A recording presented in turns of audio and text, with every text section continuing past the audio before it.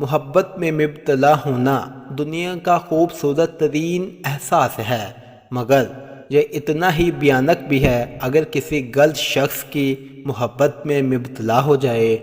اگر گزارنا چاہتے ہو تو ایک عورت کے ساتھ زندگی گزارنا بہت آسان ہے۔ مردانگی یہ نہیں ہوتی کہ کتنی لڑکیوں کو پھنسا چکے ہو، بلکہ مردانگی یہ ہے کہ ایک کے ساتھ کتنا نبھا سکتے ہو۔ جس نے محبت کی ہوتی ہے، محبت کا نام سنتے ہی اس کی آنکھوں میں نمی آ جاتی ہے۔ زندگی کی سب سے بڑی انویسٹمنٹ ہم تب کرتے ہیں جب ہم اپنی جوانی کی قیمتی سال محبت کو دے دیتے ہیں۔